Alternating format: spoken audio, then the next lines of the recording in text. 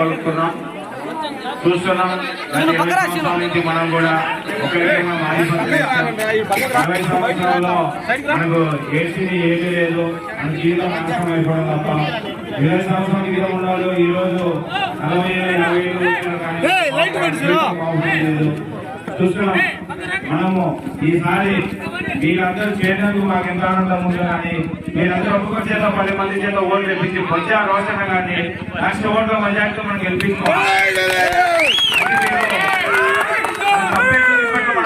మన ఓటు అనే ఆయుధంతో కమలం గుర్తు మీద మనం ఓటు వేయాలా. మనతో పాటు మనం 10 మందికి చెప్పి మళ్ళీ వేయించాలా.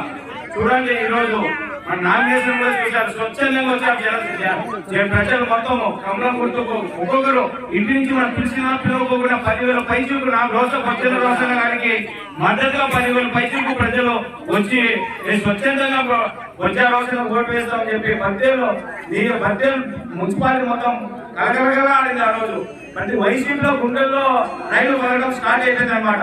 ఇదే పొద్దున ఇవాళ మీరు చేరారు, మీతో పాటు మీరు ప్రతి ఒక్కరిని చేర్పించి కమలం గుర్తుకు ఓటు వేయాల్సిందో మేము కోరుతున్నాం. చూడండి, మీరు గత 20 సంవత్సరాల నుంచి మన జీవితం ఏమైనా బాగుపడిందా? మన తల్లిదండ్రుల జీవితాలు బాగుపడ్డాయా? మన జీవితాలు బాగుపడ్డాయా?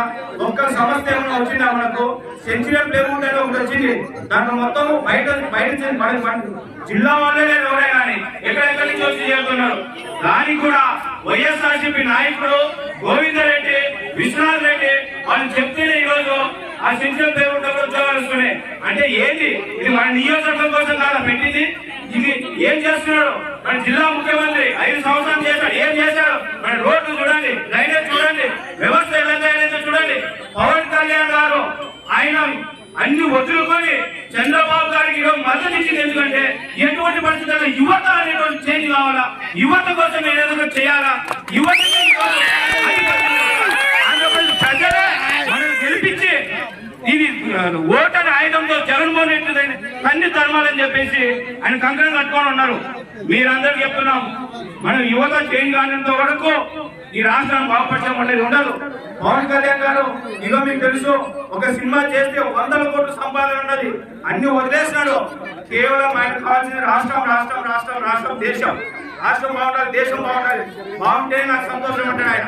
మీరందరూ గుర్తుపెట్టుకోండి ప్రజలారా, నేను ఒకటే చెప్తున్నా, ఈసారి మనం ఎమ్మెల్యే అభ్యర్థి బొజ్జా రోషణకు కమలం గుర్తు పేరు మీద ఓటు వేయించి గెలిపించాలని తెలియజేసుకుంటాం.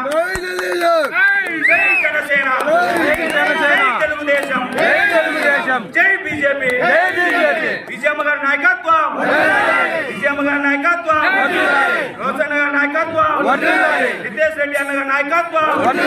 Hello AP, hello AP. మీరు ఎవరికి భయపడాల్సిన అవసరం లేదు. ఒక్కటే గుర్తు పెట్టుకోండి, సైకో పోవాలి. మన నియోజకవర్గంలో మనకు కమలం గుర్తు రావాలి, సైకో పోవాలి, కమలం గుర్తు రావాలి. గుర్తు పెట్టుకొని ముంగటి మనం తెలియజేసుకుంటూ ఈ అవకాశాన్ని మాకు ఇచ్చిన ఈ ప్రజలందరికీ నమస్కారం తెలియజేస్తున్నాను.